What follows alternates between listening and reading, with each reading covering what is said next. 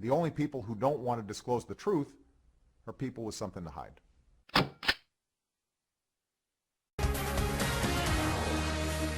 Well, another black eye for the Internal Revenue Service after it mistakenly posted the Social Security numbers of tens of thousands of Americans on a government website.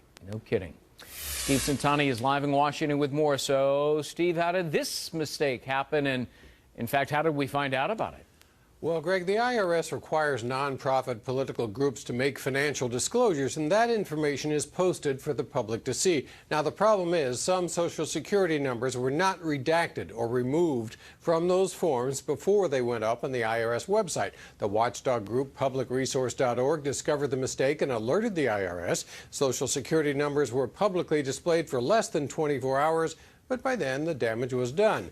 In a statement, Public Resource said in part, while the posting of this database serves a vital public service and this database must be restored as quickly as possible, the failure to remove individual Social Security numbers is an extraordinarily reckless act. Tens of thousands of numbers were posted, and Public Resource estimates the number could be as high as 100,000. Greg? Well, what does the IRS have to say for itself? Well, they say these nonprofit groups are warned not to include personal information on the forms they submit because the information will be made public, and they say the mistake was quickly corrected. In a statement, the IRS says when we were alerted last week that a substantial number of Social Security numbers were posted on irs.gov, the IRS decided, out of an abundance of caution, to temporarily remove public web access to the records.